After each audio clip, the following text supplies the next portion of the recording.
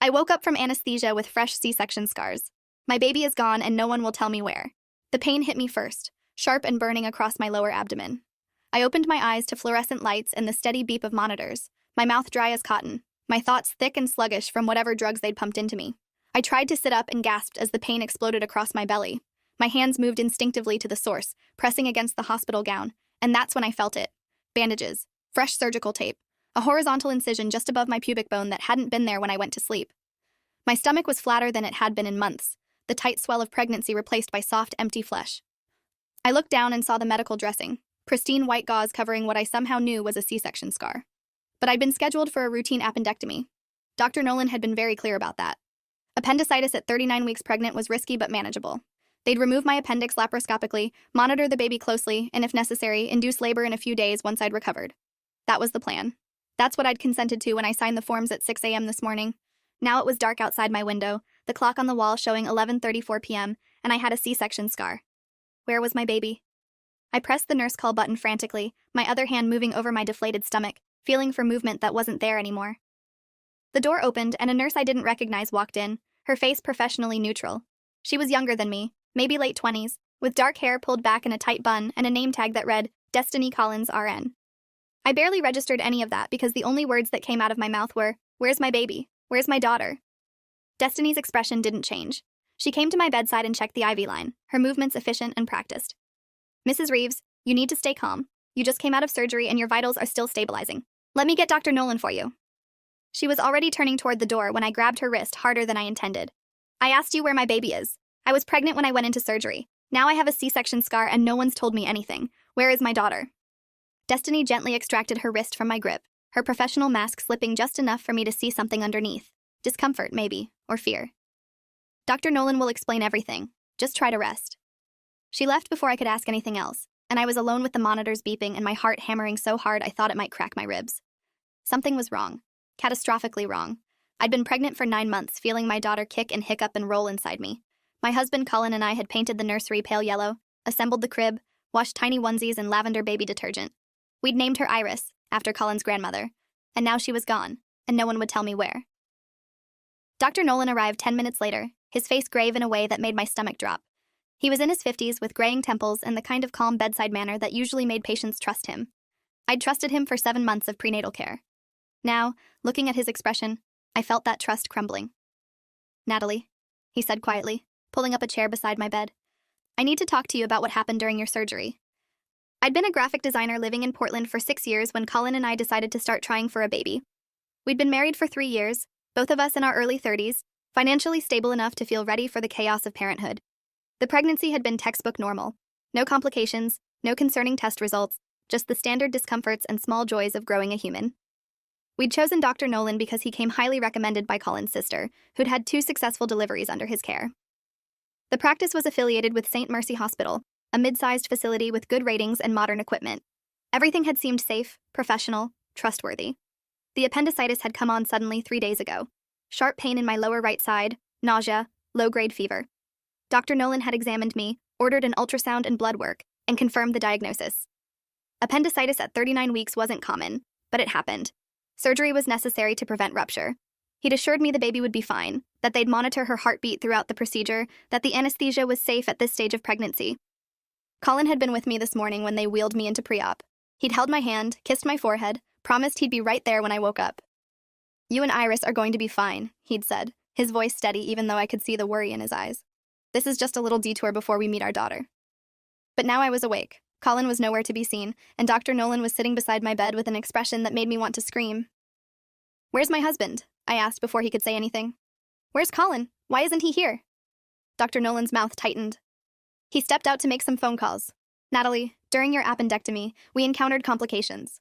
Your appendix had begun to rupture, and there was more inflammation than the imaging had shown. We had to convert from laparoscopic to open surgery, and in the process, we discovered that the baby was in distress. Her heart rate dropped significantly, and we made the decision to perform an emergency C-section to ensure her safety and yours." The words felt like they were coming from very far away. "Where is she? Where's Iris? Is she in the NICU? I want to see her." Dr. Nolan looked down at his hands, and that's when I knew. Before he said the words, I knew. "I'm so sorry, Natalie. We did everything we could, but Iris didn't survive the delivery. The stress of the surgery, combined with the infection from your appendix, was too much for her system. We tried to resuscitate her for 43 minutes, but we couldn't bring her back. I'm truly deeply sorry for your loss. The room tilted. I couldn't breathe. No, that's not. She was fine this morning. Her heartbeat was strong at my appointment yesterday. She's been moving constantly. You're lying. He reached out like he was going to touch my hand, and I jerked away. I understand this is devastating. We're going to have a grief counselor come talk to you, and we'll arrange for you to see Iris if you want to say goodbye. Her body is... Her body? My voice came out as a shriek. Stop talking like she's dead. Where is my baby? I want to see her right now. Take me to her. Dr. Nolan stood up, his expression shifting from sympathetic to something more clinical. You've just had major surgery. You can't be moved yet. I'll have the nurses prepare for you to see her tomorrow morning once you're more stable. For now, you need to rest and let your body heal. He left before I could argue further, and I was alone again with the horrible knowledge that my daughter was supposedly dead and no one was letting me see her. Something in my chest cracked open, grief and disbelief and rage all tangled together. I wanted Colin. I wanted my baby. I wanted someone to tell me this was a nightmare I'd wake up from. The door opened again, and Colin finally appeared. His face was blotchy and red like he'd been crying, his eyes bloodshot. He came straight to my bedside and pulled me into his arms, careful of my surgical site. I'm so sorry, Nat. I'm so fucking sorry. I should have been here when you woke up. I didn't want you to find out alone. I pulled back to look at him. Find out what? That Iris is dead? Because I don't believe it. Something's wrong. Dr. Nolan wouldn't let me see her. He said I have to wait until tomorrow. Why would I have to wait if she's really gone? Why wouldn't they bring her to me right away? Colin's expression was anguished. They explained it to me. The resuscitation attempts were traumatic. They want to clean her up, make her look peaceful before you see her. They're trying to spare you from seeing her like that. His voice broke on the last words and he started crying again. I felt like I was watching all of this from outside my body. My husband was grieving our daughter. The doctor had told me she was dead, but everything in my body was screaming that something else was happening. I want to see her now, I said firmly. I don't care what she looks like. I don't care if it's traumatic. She's my baby and I need to see her. Colin wiped his eyes. They said tomorrow morning. Let's just try to get through tonight. I'll stay here with you. We'll see her together. But I couldn't let it go. For the next 3 hours, I pressed the call button repeatedly, demanding to see my baby, demanding to talk to whoever was in charge. Different nurses came in, all with variations of the same script. It's not possible tonight. The morgue is on a different floor. You need to wait for the grief counselor. Each refusal made me more certain that something was being hidden from me. At 3:17 a.m., unable to sleep despite the pain medication they'd given me, I got out of bed. Colin had dozed off in the chair beside me, exhausted from emotional devastation. I disconnected my IV carefully, grabbed the pole for support, and shuffled toward the door. Every step sent pain lancing through my incision, but I barely registered it. I needed to find my daughter. The hallway was dimly lit, mostly empty except for a nurse at the station down the corridor. I made it 3 doors down before Destiny spotted me. Mrs. Reeves, you can't be walking around. You just had major surgery. She rushed toward me, trying to guide me back. I want to see my baby, I said, my voice flat and cold. Take me to her right now, or I'm going to start screaming until someone does. Destiny's face shifted into something I couldn't read. Please, you need to get back in bed. You're going to hurt yourself. Where is the morgue? Which floor? My hand was gripping the IV pole so hard my knuckles had gone white. I'm walking until I find it. You can either help me or get out of my way. She glanced back at the nurse's station where another nurse was watching us, then lowered her voice. Look, I'm not supposed to say anything, but I really think you should talk to Dr. Nolan before you do this. There are things you don't understand yet. The way she said it made my blood turn cold. What things? What don't I understand? But she was already guiding me back toward my room, her grip gentle but firm on my arm. Just wait until morning, please. Trust me, you want to have this conversation when you're thinking clearly. I let her lead me back only because my legs were shaking so badly I could barely stand. Once I was back in bed, she reconnected my IV and adjusted my medications. As the drugs pulled me back under, I saw her mouth form words I couldn't quite hear. Something that looked like, I'm sorry. When I woke again, it was morning. Gray light filtered through the window and Colin was sitting up in the chair, his phone pressed to his ear. He was talking in hushed tones to someone, his face tense. When he saw I was awake, he quickly ended the call. Who was that? I asked, my voice scratchy. My mom. She wanted to know if you were up for visitors today. I told her not yet. He came to sit on the edge of my bed. Nat, Dr. Nolan's coming by in a few minutes. He wants to talk to us both about arrangements. Arrangements. The word felt wrong in my mouth. Before I could respond, Dr. Nolan entered with another woman I didn't recognize. She was in her 40s, wearing business casual clothes rather than scrubs, with kind eyes behind wire-rimmed glasses. Mrs. Reeves, I'm Dr. Angela Truong. I'm a grief counselor here at St. Mercy. I'm here to help you and your husband navigate this impossible loss. She sat down in the other chair, her posture open and non-threatening. Dr. Nolan remained standing near the door, his expression guarded. "I've spoken with Dr. Nolan about your request to see your daughter," Dr. Truong continued, "and we want to honor that. However, I need to prepare you for what you're going to see. Iris's body shows signs of the resuscitation attempts. Bruising, intubation marks. She doesn't look like she's sleeping. She looks like a baby who suffered trauma. Are you certain you want that to be your final memory of her?" Something about the phrasing made me pause. "You keep calling her a body. You keep talking about final memories, but you haven't shown me any proof that she's actually dead. No photos, no medical reports, nothing. How do I know you're telling me the truth?" The room went very quiet. Dr. Nolan shifted his weight, and I saw him exchange a glance with Dr. Truong. "Mrs. Reeves," Dr. Nolan said slowly, "are you suggesting we're lying about your daughter's death? Because I assure you, that would be unethical and criminal. Why would we do that?" "I don't know," I said, and my voice was rising now. "But something is wrong. You won't let me see her. You keep putting it off. And Destiny, the nurse from last night, she said there were things I didn't understand. What did she mean by that?" Dr. Nolan's jaw tightened. "Nurse Collins shouldn't have said anything to you. She's been spoken to about appropriate communication with grieving patients." Colin put his hand on my arm. "Nat, honey, I think the grief is making you paranoid. These doctors are trying to help us. They're trying to make this as bearable as possible." But I pulled away from him. "When did you see her? Did they let you see Iris?" His face crumpled. "No. They said it would be better if we saw her together. But Nat, they have no reason to lie. Our daughter died during an emergency surgery. It's horrible and unfair, and I can't process it either, but that doesn't mean there's some conspiracy." Dr. Truong leaned forward. "I think what might help is if we bring Iris to you here. Would that make you feel more comfortable? Rather than you having to go to the morgue, we'll bring her here so you can hold her, say goodbye in private. Would that work for you?" I nodded, not trusting my voice. Finally, I'd get to see my daughter. Finally, I'd know the truth. "I'll arrange it for this afternoon," Dr. Truong said gently. "That will give the nursing staff time to prepare her properly. In the meantime, please try to rest. You've been through physical and emotional trauma, and you need to take care of yourself." They left, and I was alone with Colin again. He looked at me with something between pity and concern. "Nat, I need you to promise me something. When they bring Iris, I need you to accept what we're seeing. I can't watch you torture yourself with denial. It's going to destroy you." I didn't promise anything. I just stared at the ceiling and waited. The hours crawled past. Nurses came to check my vitals, change my dressings, bring me food I couldn't eat. Colin made phone calls, arranging for time off work, telling family members not to visit yet. Every minute felt like an eternity. At 2:45 p.m., Dr. Truong returned with a small white bundle. My heart stopped. She was carrying what looked like a baby wrapped in hospital blankets, but I couldn't see the face. Colin stood up, his hand reaching for mine. Dr. Truong approached slowly, her movements careful and deliberate. "I'm going to place her in your arms," she said softly. "Take as much time as you need." She lowered the bundle toward me, and I reached out automatically. The weight was wrong immediately. Too light, too stiff. I pulled back the blanket from the face and felt my world shatter and reassemble in the same instant. It wasn't a baby. It was a doll. A frighteningly realistic doll with closed eyes and pale skin, but a doll nonetheless. The features were too perfect, the skin too smooth, the weight distribution all wrong. I looked up at Dr. Truong and saw her expression change from sympathetic to caught. "What the fuck is this?" My voice came out low and dangerous. Colin leaned over to look and his face went white. That's not a real baby." Dr. Truong quickly took the doll back, her professional mask cracking. "I'm sorry, there's been a terrible mistake. This is a comfort doll we use for grief therapy. Someone must have, I don't know how this happened. Let me go check on." She was backing toward the door, the doll clutched against her chest. "Don't you fucking move," I said, and something in my tone made her freeze. "You just tried to pass off a doll as my dead daughter. You either tell me what the hell is going on right now, or I'm calling the police. Where is my baby?" Colin was on his feet now, his shock turning to anger. "Are you people insane? What kind of sick game is this?" Dr. Truong's composure was completely gone. "I need to speak with Dr. Nolan. There's been a miscommunication. Please, just wait here." She bolted from the room with the doll, leaving Colin and me staring at each other in horror.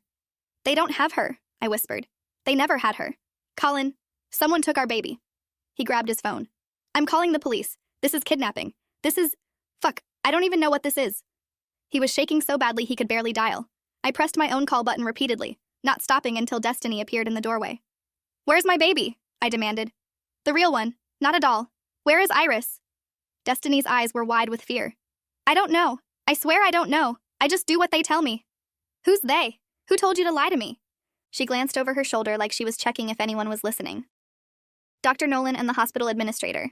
They said there was a situation with your baby, that it was complicated. That I wasn't supposed to give you details. I didn't know they were going to try to use the grief doll. That's insane. She stopped talking as heavy footsteps approached. A man in an expensive suit appeared, his face stern. He was tall, maybe 50, with the kind of authoritative presence that screamed administration. Mrs. Reeves, I'm Leonard Ashford, the Chief Operating Officer of St. Mercy Hospital. I understand there's been a very unfortunate miscommunication about your daughter. I'm here to clear things up. Colin stepped between me and Ashford. Clear things up? Your staff just tried to convince my wife that a doll was our dead baby. You're going to do a lot more than clear things up. You're going to tell us where our daughter is right now, or my next call is to a lawyer. Ashford's expression remained carefully neutral. Your daughter is alive and healthy. She's in the neonatal intensive care unit receiving excellent care. The miscommunication stemmed from a complex legal situation that we're working to resolve. Dr. Nolan and Dr. Truong acted inappropriately by not being transparent with you from the beginning. The relief that flooded through me was so intense I felt dizzy. Alive. Iris was alive. But that relief curdled almost immediately into rage. You told me my baby was dead. You tried to give me a fucking doll. What legal situation could possibly justify that? Ashford pulled out his phone and made a call. Bring the baby to room 312. Yes, right now. He ended the call and looked at us. There's a custody dispute involving your daughter. I'm not at liberty to discuss the details until our legal team is present, but I can assure you that Iris is healthy and you'll see her in just a moment. Colin's voice was ice. Custody dispute? I'm her father. Natalie's her mother. Who the hell is disputing custody of our newborn? Before Ashford could answer, a nurse I'd never seen before entered carrying a baby. A real baby. Pink and squirming and very much alive. I reached for her before the nurse was fully in the room, and when they placed Iris in my arms, I started sobbing. She was real. She was breathing. Her tiny fingers wrapped around mine, and I felt her warmth, smelled that newborn smell, saw her eyes flutter open to reveal dark blue irises that would probably change color in a few months. Colin leaned over us both, his hand gentle on Iris's head, tears streaming down his face. For a moment, nothing else mattered. Our daughter was alive and in our arms. Then Ashford cleared his throat, and reality came crashing back. I need to explain the situation before things escalate further.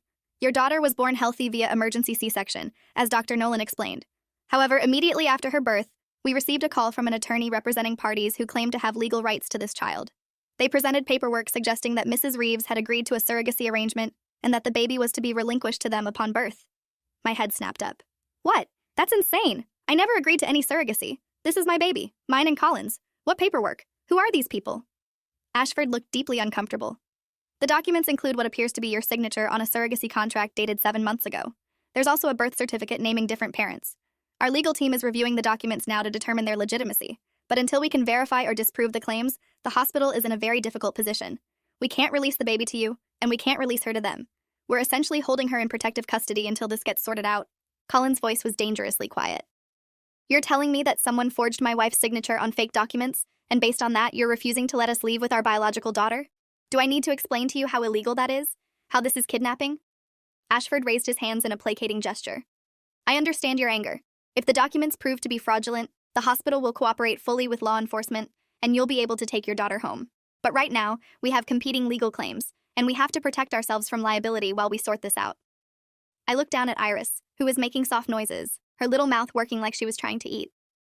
I need to feed her. She needs to nurse. The nurse who'd brought her in stepped forward. We've been giving her formula. She's been eating well. My eyes burned. Someone else had been feeding my baby for the past 18 hours while I was told she was dead. Get out, I said quietly. Everyone except Colin and my daughter. Get out now. Ashford opened his mouth to argue, but something in my expression must have warned him off. He nodded to the nurse and they both left, closing the door behind them. I looked at Colin. We need a lawyer, the best lawyer we can find, and we need the police involved. Someone stole our baby and forged documents to try to keep her. This is criminal. Colin was already on his phone, scrolling through contacts. I'm calling David. He's not a family lawyer, but he'll know who to contact. David Lim was Colin's college roommate, now a corporate attorney with a big firm downtown.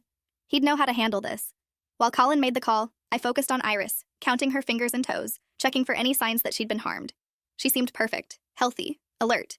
But the fact that I'd been separated from her, that I'd been told she was dead, that someone had tried to claim her as their own, all of it filled me with a protective rage I'd never felt before. Colin hung up. David's on his way. He's bringing Yuki Nakamura from his firm. She specializes in family law and has experience with custody disputes and parental rights. They'll be here in 30 minutes. The door opened before I could respond, and Dr. Nolan entered. His face was carefully composed, but I could see tension in his shoulders. I owe you both an enormous apology. The situation with the surrogacy claim caught us completely off guard, and I made the wrong call in how to handle it. I should have been honest with you from the start instead of trying to delay until we had more information. That was a serious lapse in judgment, and I take full responsibility. I just stared at him. You told me my baby was dead. You had your staff lie to me repeatedly. You tried to give me a doll. And you think an apology covers that? His face flushed. I was trying to protect you from a complicated situation until we had answers. The legal team advised that we not discuss the custody claim with you until they'd reviewed the documents. I thought it would be kinder to tell you she'd passed rather than explain that strangers were trying to claim her. Obviously, I was wrong. Colin stood up, putting himself between Dr. Nolan and me.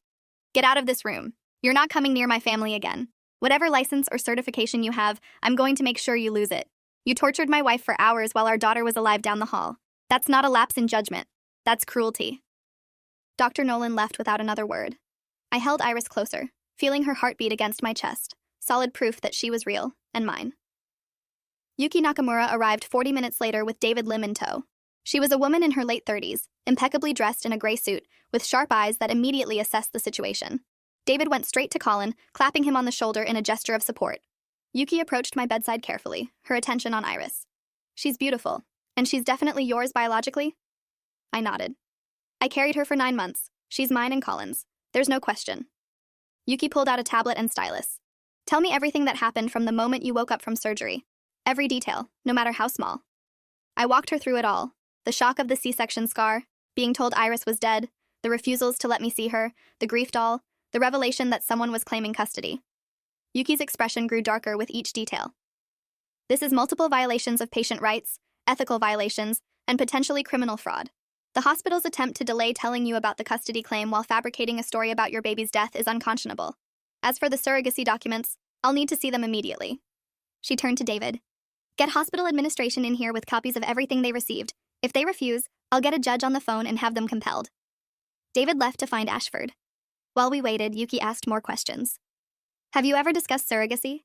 Ever signed anything related to pregnancy or childbirth beyond standard medical consent forms? Do you know anyone who's struggled with infertility who might have motive to do something like this? I thought back over the past 9 months. No surrogacy discussions. The only pregnancy-related documents I signed were with Dr. Nolan's practice, standard prenatal care consent forms. As for people with infertility issues, I trailed off as a memory surfaced. Colin's sister, Diana. She's been trying to get pregnant for 5 years. Multiple rounds of IVF, all failures. She was pretty devastated about it. Colin's head snapped toward me. You think my sister did this? Nat, she's family. She wouldn't... His voice faltered as he processed the possibility. She knew you were in surgery yesterday. I called her from the waiting room. Yuki made notes. I'm not accusing anyone yet, but we need to consider all possibilities. Does Diana have access to any of your personal information? Social security number, signatures on documents? Colin looked sick. She helped us with our taxes last year. She's an accountant. She would have had access to everything. The door opened and David returned with Ashford, who was carrying a folder. He looked even more uncomfortable than before. Yuki held out her hand. The documents, now. Ashford hesitated. These are subject to legal privilege between the hospital and... Yuki's eyes went cold. Mr. Ashford, your hospital told a mother her baby was dead and attempted to pass off a doll as the deceased infant's body. You are in the most precarious legal position imaginable right now. Hand over the documents or I'll have a judge issue an order within the hour, and when that happens, I'll make sure every news outlet in Portland knows exactly what happened here. Your choice. Ashford handed over the folder. Yuki opened it and began reading, her expression shifting from stern to furious. This is amateur hour forgery. The signature doesn't match Mrs. Reeves's actual signature. The notary stamp is fake. This registration number doesn't exist in Oregon's database. And the supposed genetic parents are listed as... She looked up at Colin. Diana Reeves and Jeremy Kwan, your sister and her husband. The room went silent. Colin sat down heavily in the chair, his face white. How? How would she even do this? Yuki continued reading. According to these documents, Natalie allegedly agreed to act as a gestational surrogate using Diana and Jeremy's embryo. The dates don't even make sense. This contract is supposedly from 7 months ago, but Natalie was already 4 months pregnant by then. No fertility clinic would implant an embryo into someone already pregnant. This is so poorly constructed that any lawyer would have spotted the fraud immediately. The question is, why did the hospital take it seriously? Ashford shifted his weight. An attorney representing the Kwans contacted us directly. He provided the documents and indicated that the hospital could face legal action if we released the baby to the wrong parties. We took the threat seriously while we verified the claims.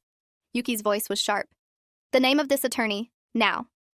Ashford consulted his phone. Malcolm Delaney from Delaney & Associates. He sent the documents via email late last night, just after Mrs. Reeves came out of surgery. Yuki was already typing on her tablet. Within seconds, she pulled up information. Malcolm Delaney is a real estate attorney with no experience in family law or reproductive rights. If Diana hired him for this, she chose poorly. More likely he's a friend or someone she fooled into thinking this was legitimate. She looked at me and Colin. I'm going to contact the police right now. This is fraud, attempted kidnapping, and conspiracy. Your sister needs to be arrested before she tries anything else. Colin put his head in his hands. I need to call my parents. They need to know before the police show up. Yuki nodded. Make the call. But Mr. Reeves, you need to understand that if your parents were involved or had knowledge of this plan, they'll be investigated too. Colin's voice was hollow. My parents would never help Diana do something like this. They're decent people. But even as he said it, I saw doubt creep into his expression. How well did we really know what people were capable of when they were desperate? Detective Lawrence Katsaros arrived at the hospital an hour later, a man in his early 50s with 23 years on the force and a reputation for handling sensitive cases with discretion. Yuki had briefed him on the way over, and he came into my room already furious. Mrs. Reeves, I need to take your statement about what happened here, and I want to assure you that we're treating this as a serious crime. Attempted parental kidnapping, fraud, conspiracy, these are felonies with significant prison time attached. He set up a recording device and had me walk through everything again. Colin gave his statement next, including the detail about Diana having access to our personal information. Detective Katsaros made notes throughout, his expression growing darker. I'm going to bring Diana and Jeremy Kwan in for questioning immediately. I'm also going to need statements from Dr. Nolan, Mr. Ashford, and anyone else at the hospital who was involved in the decision to lie to you about your baby's death. This hospital is going to face serious consequences for their role in this. Ashford paled. We were misled by fraudulent documents. The hospital is a victim here too. Detective Katsaros gave him a withering look. You told a patient her baby was dead and tried to give her a doll instead. I don't care what documents you had. That crosses so many ethical and legal lines that my head is spinning. You're going to be investigated, and I'd suggest you retain legal counsel immediately. After everyone left except Colin and Yuki, I finally asked the question that had been haunting me. What if they try again? What if Diana tries to take Iris when we leave the hospital? Yuki's expression was firm. You're not leaving this hospital without a police escort, and I'm filing for an emergency protective order against Diana, Jeremy, and anyone else who was involved. They won't be able to come within 500 feet of you or Iris. Detective Katsaros is moving fast. Arrests will likely happen tonight. By tomorrow morning, they'll be in custody, and you'll be safe. Colin was on the phone with his parents, his voice strained as he tried to explain what Diana had done. I could hear his mother crying on the other end, his father's angry voice demanding to know if this was some kind of mistake. It's not a mistake, Dad, Colin said quietly. Diana forged documents to try to steal our baby. The police are arresting her tonight. The next 12 hours were a blur of police statements, legal paperwork, and medical discharge procedures. Iris stayed in my arms the entire time, and I refused to let the nurses take her for any reason. Colin barely left my side, his phone ringing constantly with calls from family members who'd heard about Diana's arrest. His parents showed up at the hospital around 10 p.m., demanding to see us. Yuki intercepted them before they could reach my room. I could hear Colin's mother, Patricia, sobbing in the hallway. She's my daughter. She's sick. She's not thinking clearly. Please, there has to be a misunderstanding. Yuki's voice was firm. Mrs. Reeves, your daughter committed multiple felonies, including fraud and attempted kidnapping. She forged legal documents and conspired with a lawyer to separate a mother from her newborn baby. There's no misunderstanding. If you try to contact Colin or Natalie to plead your daughter's case, you'll be violating the protective order. I suggest you focus on getting Diana a good criminal defense attorney. She's going to need one. Patricia's sobs faded as Yuki escorted them away from my room. Colin sat down beside my bed, his face haggard. My family is destroyed. Diana's going to prison. My parents are devastated. And all because she couldn't accept that she couldn't have a baby. I adjusted Iris in my arms, feeling her warm weight against my chest. She didn't just want a baby, Colin. She wanted our baby. She watched me go through 9 months of pregnancy and decided she deserved Iris more than I did. That's not desperation. That's something darker. Detective Katsaros returned around midnight with an update. Diana and Jeremy Kwan are in custody. We've charged them both with conspiracy to commit fraud, attempted kidnapping, and identity theft. Malcolm Delaney, the attorney, is cooperating. He claims Diana told him she was the biological mother and that you were the surrogate who was trying to keep the baby. He says he didn't verify the documents because he trusted his client. We're still investigating whether he'll face charges for his role. I felt some of the tension leave my body. They were arrested. Iris was safe, but Katsaros wasn't done. We also need to discuss the hospital's actions. Dr. Nolan and several staff members will likely face professional sanctions from the medical board. Mr. Ashford and the hospital administration could face civil liability for the emotional distress they caused by lying to you about your baby's death. My department is recommending that you pursue both criminal and civil action. Yuki nodded. We'll be filing a lawsuit against St. Mercy Hospital, Dr. Nolan personally, and everyone involved in the decision to deceive Mrs. Reeves. The damages here are significant: emotional distress, medical malpractice, violation of patient rights. This is going to be a substantial case. The hospital discharged me the next morning with a police escort. Detective Katsaros personally drove us home, with 2 uniformed officers following in a patrol car. Yuki had arranged for a security system to be installed at our house, and the protective order against Diana and her accomplices was already filed and active. As we pulled into our driveway, I looked at the yellow nursery window on the 2nd floor and felt the surreal disconnect of bringing my daughter home after being told she was dead. Colin carried the car seat while I held Iris, neither of us willing to let her out of our sight. Inside, the house looked exactly as we'd left it before the hospital: half-assembled baby gear, unopened packages of diapers, the breast pump still in its box. We'd been expecting to bring Iris home in a few more days after a natural delivery. Instead, we'd been through hell and back. Over the next 2 weeks, the case against Diana and Jeremy moved forward rapidly. The evidence was overwhelming: forged signatures, fake notary stamps, documented lies to hospital staff and the attorney. Diana's defense lawyer tried to argue diminished capacity due to mental health issues related to her infertility struggles, but prosecutors weren't buying it. This wasn't a spontaneous act. She'd planned it methodically, waiting until I was under anesthesia and vulnerable to execute her scheme. Jeremy, for his part, claimed he'd had no idea what Diana was planning until after Iris was born. Phone records and emails told a different story. He'd been involved in researching the forgery, in contacting Malcolm Delaney, in setting up the false documentation. They'd both be going to prison. Colin's relationship with his parents fractured during this period. Patricia kept calling, leaving voicemails begging us to drop the charges, claiming that Diana was mentally ill and needed treatment, not prison. Colin's father, Robert, tried a different tack. He offered to pay us money to make this go away, as if you could buy back a baby they'd tried to steal. Colin told them both not to contact us again until they could acknowledge the severity of what Diana had done. The hospital's legal troubles were equally dramatic. The medical board launched an investigation into Dr. Nolan's conduct, and within a month, he'd voluntarily surrendered his medical license rather than face a hearing. Destiny Collins, the nurse who'd tried to warn me something was wrong, was exonerated and actually testified in support of our case against the hospital. Ashford was fired, and St. Mercy Hospital settled our lawsuit for $3.2 million, rather than face a public trial that would have destroyed their reputation. Yuki told me we could have pushed for more, but I just wanted it to be over. The money went into a trust for Iris's future. Diana and Jeremy's trial happened 6 months after Iris was born. Colin and I both testified, walking the jury through the horror of being told our baby was dead, of having a doll presented as her body, of discovering the fraud. The courtroom was packed with reporters and victims' advocates. The jury deliberated for less than 3 hours, guilty on all charges. Diana was sentenced to 8 years in prison. Jeremy got 6. Malcolm Delaney, the attorney, lost his law license and received 3 years probation for his role in the fraud. 2 years later, I'm sitting in our new house. We moved away from Portland to a smaller town where nobody knows our story, watching Iris toddle around the living room. She's healthy, happy, and completely unaware of the nightmare that surrounded her birth. Colin and I went to therapy together for a year, working through the trauma and the betrayal. His relationship with his parents is slowly rebuilding, though Diana remains a taboo topic. Sometimes I still have nightmares about waking up and being told she's gone. But then I walk into her room and watch her sleep, her little chest rising and falling, and I know she's real and safe and mine. The scars on my abdomen are a permanent reminder, both of major surgery I didn't consent to, and of how close I came to losing everything. If I hadn't demanded to see her body, if I'd accepted the grief counseling and the lies, would they have given Iris to Diana? Would I have buried an empty casket while my daughter was raised by the aunt who tried to steal her? I'll never know, and that uncertainty haunts me. What I do know is this: trust your instincts. When something feels wrong, it probably is. When people try to gaslight you or delay giving you answers, push harder. And never, ever let someone tell you that your baby is dead without seeing the proof with your own eyes. Because the people who should have protected us, the doctors, the hospital administration, the family members we trusted, they all failed. Some through malice, some through cowardice. But the result was the same. I almost lost my daughter to a scheme that never should have made it past the first phone call to hospital administration. So if you made it this far, share this story. Make sure other parents know that hospitals can be complicit in kidnapping schemes, that family members can become desperate enough to commit unthinkable crimes, and that fighting for your child, even when you're recovering from surgery and everyone is telling you to accept their version of reality, is always worth it.